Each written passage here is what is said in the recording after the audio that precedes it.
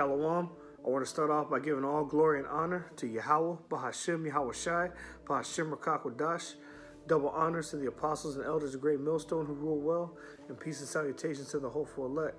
This is the brother Manatazak from GMS Ancient of Days in Los Angeles.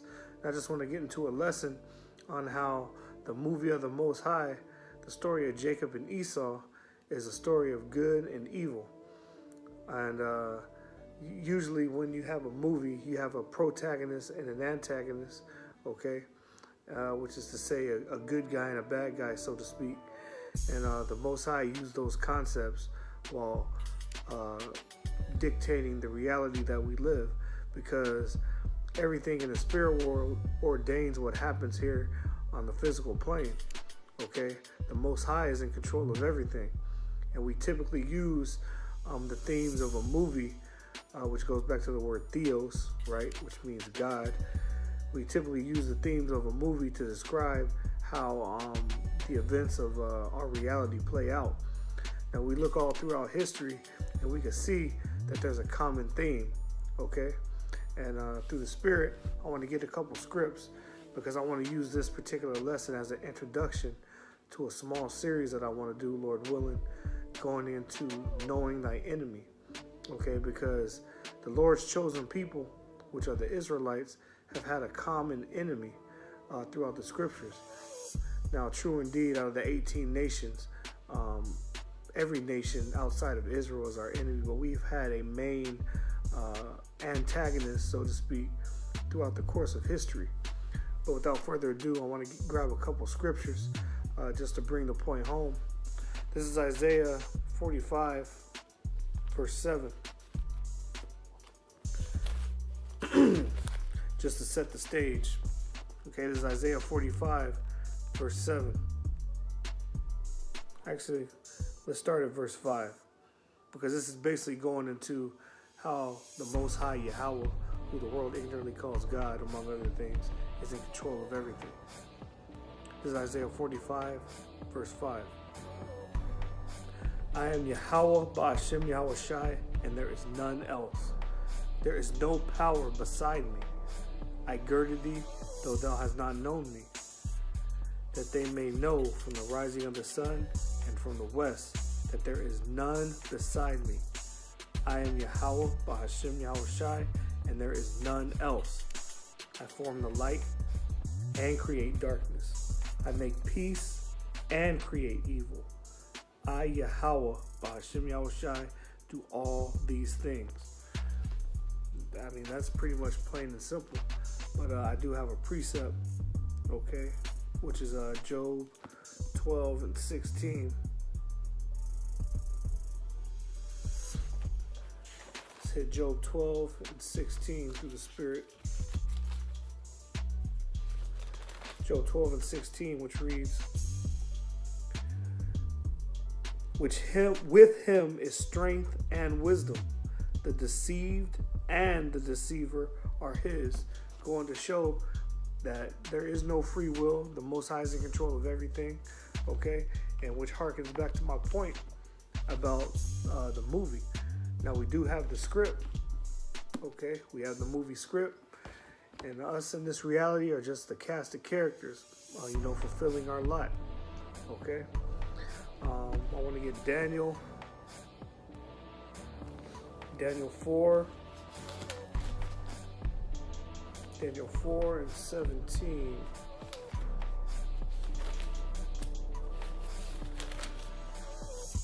Daniel 4 and 17.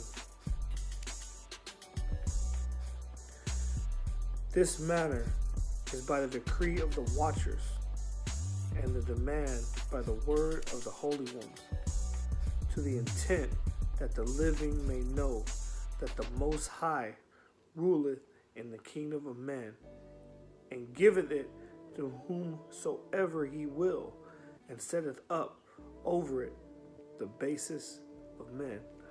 Now, we know, according to Job 9 and 24, the earth is given to the hand of the wicked, which in of itself lets you know the earth is given by who? The Most High. And he gave it to the wicked, which we know as the Edomites, which is the so-called white man today. The Most High set him up in his power seat. The Most High is in control of everything that goes on in this reality. Okay? Let's hit Job 30 as a precept. This is all setting the stage, so to speak, for the story of the protagonist versus the antagonist, which is the whole theme of the scriptures.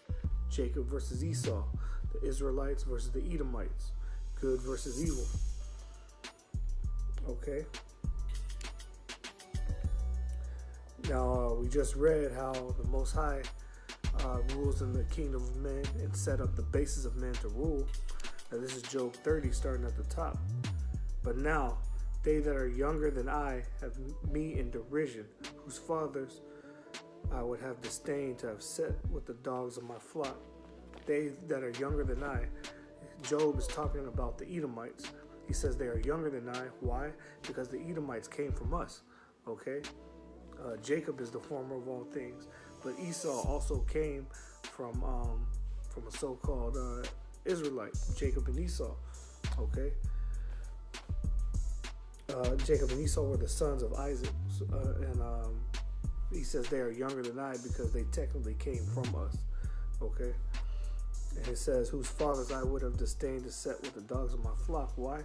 Because the Edomites are a bunch of freaks. Okay, we can see even in today's society how both women and men mess around with their pets sexually. Okay, this harkens all the way back to the scriptures, and Job is saying it right here. Okay, I'm not just saying this out of my own vain opinion. Okay, Job himself said he didn't even trust the Edomites with his dog.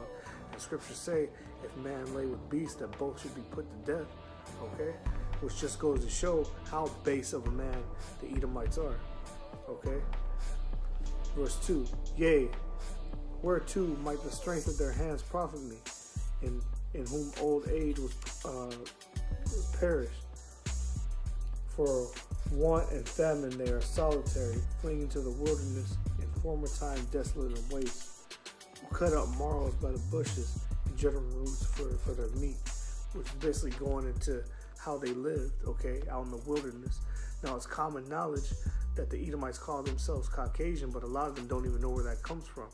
It's because they stayed in the Caucasus Mountains, okay? They were the original cavemen. Now, you notice even in today's society, when Esau puts cavemen in the media or in cartoons or what have you, they're always represented by so-called white people. You never see any so-called black Edomite or black cavemen or Mexican cavemen or even Moabite cavemen. They're always played by Edomites. Why? Because that's their forefathers. That's what their history goes back to. Okay? Scriptures don't lie. They are the basis of men. Alright? Verse 5. They were driven forth among men. They cried after them as after a thief. Why? Because the Edomites are the border of wickedness, as the scriptures speak about. Everywhere they go, they're run out of society. Okay? Because of the wickedness that they cause. Verse 6. To dwell in the clefts of the valleys and caves of the earth and in the rocks, the mountains. Okay? You can see now the roads are paved with asphalt. Okay, the streets are paved with concrete.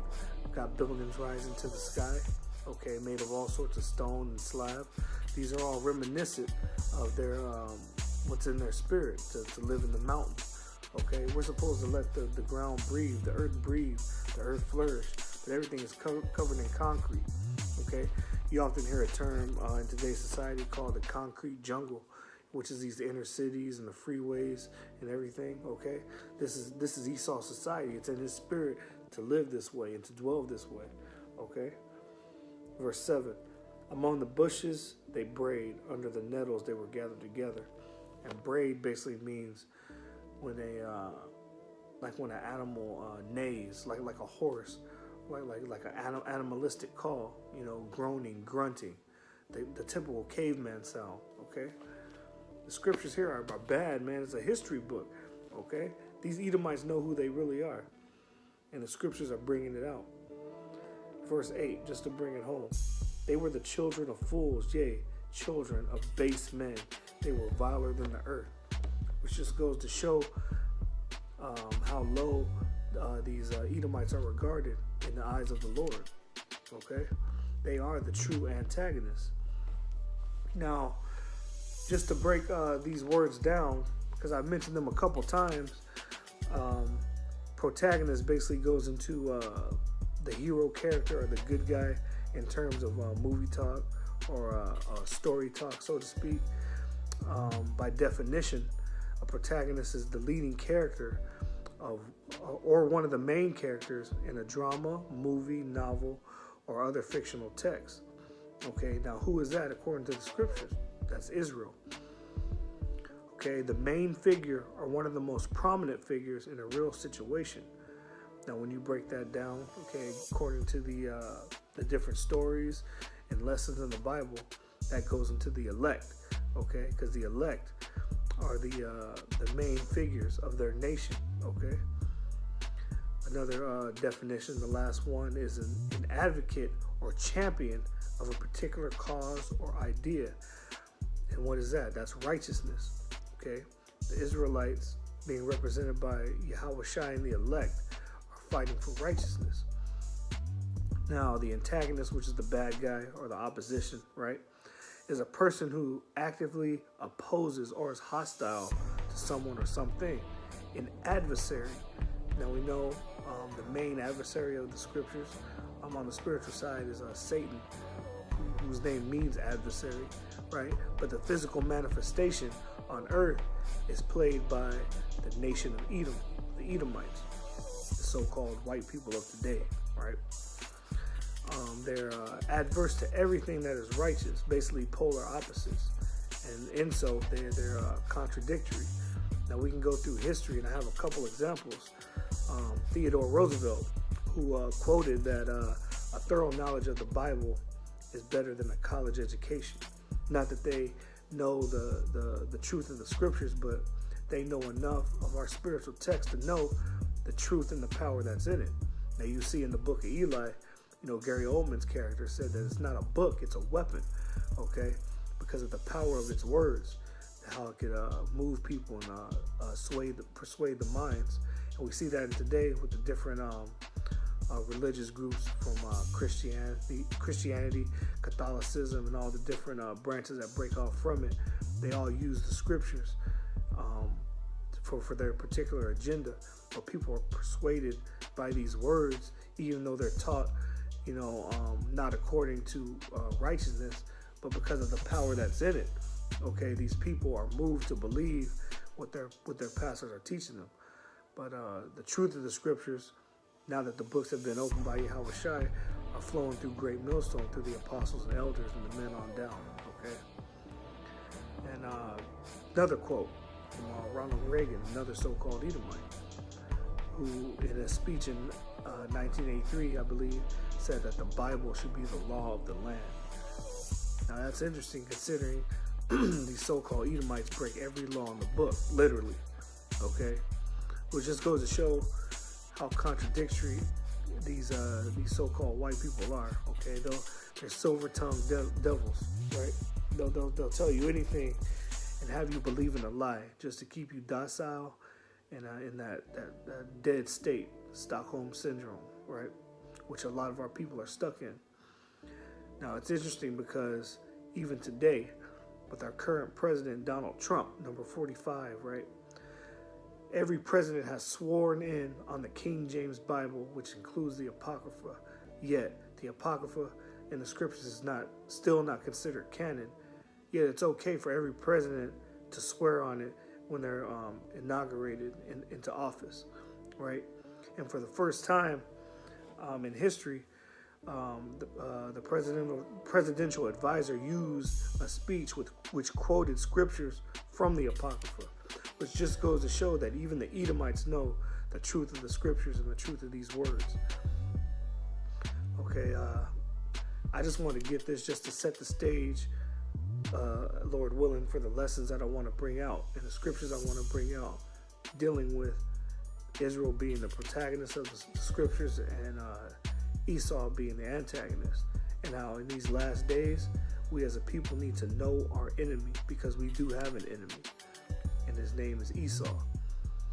So with that, I want to give all glory and honor to Yahweh, Bahashem Yahushai. Until the next lesson, Shalom.